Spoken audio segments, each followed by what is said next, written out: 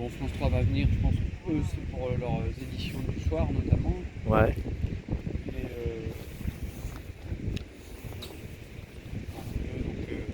en priorité la radio, un petit peu la télé, et puis Mhm. le web.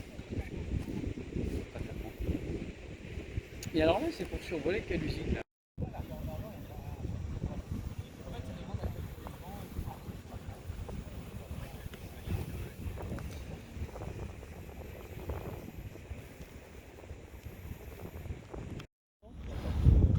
Quand je l'ai décollé à vide, il m'a annoncé 28. Ouais, pas beaucoup plus C'est finalement. pas beaucoup plus, hein. Ouais. Ouais, c'est vrai. C'est vrai. Comme Hein quoi, vide ou pas, ça change Voilà. pas grand chose. Et en tenant compte que tout télépilote doit se garder une marge de sécurité de moins de 20% en cas de perte de contrôle pour pouvoir ramener le drone sur le site de décollage, quoi. C'est toujours Au-dessus, ça va quoi? Ça, c'est les GPS. c'est les capteurs Et GPS. en fait, le drone, il est redondé avec 3 IMU, 3 GPS. Au cas où on a une panne. C'est un peu comme les Pour qu'il hélicoptères puisse d'Airbus. rentrer tout seul. Ben, qu'ils ne soient pas impactés par le manque d'un instrument. Ok. Comme les hélicoptères. Là, on a les mêmes équipements au niveau détection aérienne que dans un petit avion de tourisme, quoi. Ok. On a le compas, on a l'accéléromètre, on a la centrale inertielle.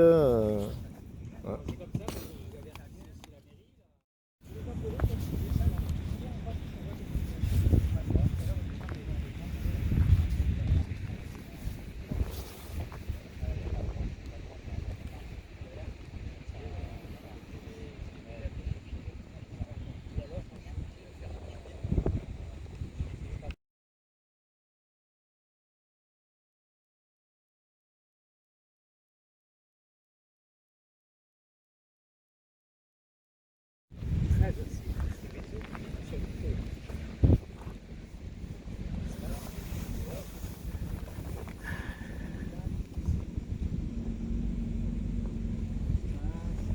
Alors, qu'est-ce qu'il te met comme message? Ouais. Tu es obligé de faire la connexion, non?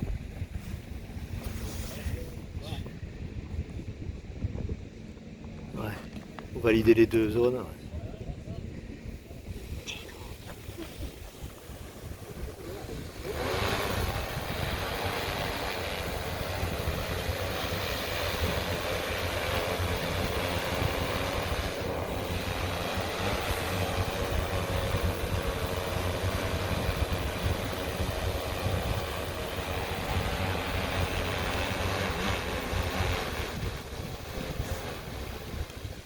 Ok, ça vole. Et donc là, concrètement, vous allez analyser l'air, c'est ça, faire des prélèvements. Alors, Mais qu'est-ce qu'il va prélever là? Alors en fait, le drone, lui, il ne prélève rien. Le drone est un appareil qui est un porteur, il est dédié pour l'emport de charge. Et en l'occurrence, on a cet appareil-là un petit peu plus loin, qui lui est l'outil spécifique pour faire du prélèvement de particules fines en 1, 10 et en 2, 5 et 10 ppm, et qui permet aussi de récupérer des gaz par l'intermédiaire d'un canister, qui est une espèce de sphère solide. donc là, vous allez le faire décoller. Oui, on va faire décoller le drone. Il faut y aller doucement parce qu'en fait le système est pendulaire sous la machine pour pouvoir s'écarter de l'endroit où on va prélever le panache de fumée, de manière à ne pas aller mettre le drone dans un panache qui pourrait être oxydant par exemple, et l'appareil par contre lui peut y aller. Jusqu'à 6 kg de charge, donc il est homologué pour pouvoir voler en scénario 2 ou en scénario 1 avec 16 kg d'emport. Mais ce que l'on cherche quand on fabrique un instrument de prélèvement, ce qui est important, c'est d'essayer de l'alléger au maximum, parce que plus on gagne du poids sur le drone globalement, plus on gagne de temps de travail. Et donc là, vous voyez,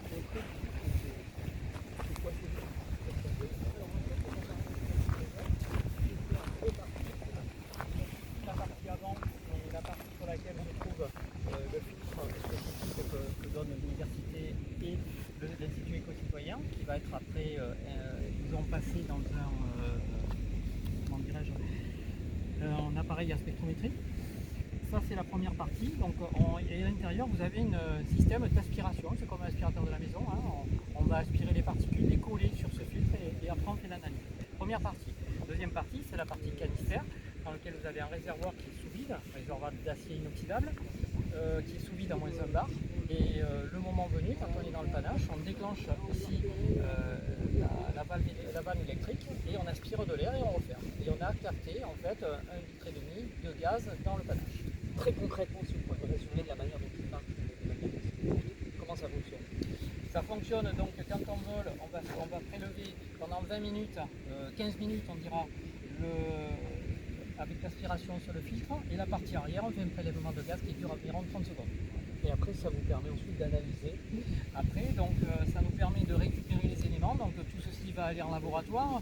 La partie filtre qu'on va déposer, et, on va faire une spectrométrie dessus, et le gaz va être réaspiré dans un spectro pour analyser ce qui se trouve dedans. Et donc, du coup, vous, j'imagine qu'on ne pilote pas ça comme ça. Vous devez avoir un certain nombre d'heures de vol derrière vous. C'est pas vraiment des heures. Évidemment qu'il est important d'avoir un certain niveau d'heures de vol pour pouvoir être sécurisé et puis savoir ce qu'on fait. Mais par contre, on est obligé d'être déclaré auprès de la Direction Générale de l'Aviation Civile et d'avoir un brevet de pilote pour pouvoir téléopérer dans ces conditions-là. Et alors, si j'ai bien compris, vous n'allez pas survoler les usines. Vous n'avez pas le droit à ça. Alors, interdiction formelle de survoler les usines, ils savent exactement où on est, ce qu'on fait. D'ailleurs, ce matin, il y a la gendarmerie qui est venue pour vérifier les choses. Et oui. D'ailleurs, ils sont présents sur les lieux. Hein. Les gendarmes sont venus voir un petit peu si la mise en place du processus était correcte, tant au niveau sécurisation du plan d'envol que des papiers. Hein. Donc, interdiction formelle de survoler l'usine. Nous, on a un accord de vol avec la BA125 et la BA de Istres, plus Exxon et LNG. C'est quoi la BA, tout ça? Alors, la base aérienne 125, c'est la base d'Istres. En fait, cette base, c'est la base militaire. Et on vole dans leur CTR, c'est-à-dire leur zone de contrôle. Et donc c'est eux qui vous ont donné le feu vert. Absolument. Pour voler dans le secteur. C'est eux qui, auparavant, on a fait des démarches pour avoir un feu vert, mais ça passe par le CNOA, qui est un organisme qui vous donne des autorisations, parce que là nous sommes dans une zone P13, qui est une zone interdite de vol. Donc il faut des dérogations spécifiques. Et la base aérienne, une fois que ces dérogations spécifiques nous donne la voie pour contrôler, donc avant de décoller. Alors vous, comme vous n'avez pas le droit de voler juste au-dessus des usines et que vous voulez quand même attraper ce qu'il y a dans, disons, les fumées qu'elles rejettent, Oui. vous êtes obligé d'anticiper un petit peu, notamment en fonction du vent. Surtout on est une région très ventée. C'est tout à fait ça. On a déposé 5 points d'envol précis qui correspondent au vent dominant. C'est-à-dire que selon le vent, selon le sens du vent qui souffle, et bien on se mettra derrière les vents de fumée, dans le panache de fumée, environ 1 km de l'usine, voire plus, et on va monter à 120 mètres, parce que ça on a besoin de monter un petit peu haut, sur autorisation évidemment de la BA 125, et prélever. Donc en fait, quand il y a le vent souffle dans un sens, vous vous mettez à l'opposé. C'est ça. On se met automatiquement à l'opposé puisque la fumée va nous venir dessus, hein. Enfin, elle va monter et on enverra le drone dans cette fumée-là. Donc la caméra qu'on a sur le drone sert justement à fermer un alignement avec cette zone-là. Donc en fait, vous les attrapez dans vos filets, quoi, les fumées. En effet. Disons qu'en fait, c'est là où justement cette expérimentation va nous intéresser, c'est que c'est une première et que donc qui a été, disons, à l'initiative de la DPNGF. Et cette première justement va nous permettre d'expérimenter cette méthode de récupération d'éléments polluants et de voir si ça fonctionne bien. Donc on va un peu à la pêche.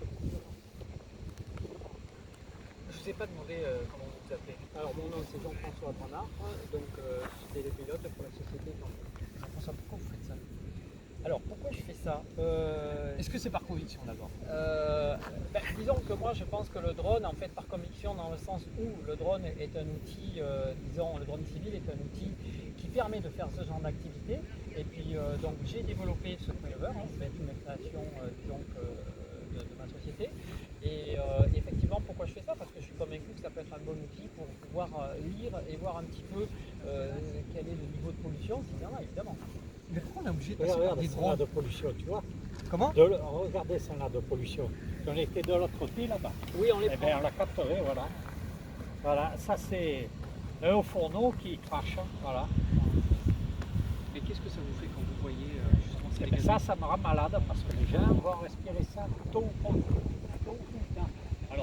pas autant que ça le fait, parce que plus ça s'élève, ça participe, mais ça va être les Arlésiens, les Saint-Martinois qui vont respirer ça. Vraiment, là, la pollution, ouais, mais voilà, c'est... Ouais.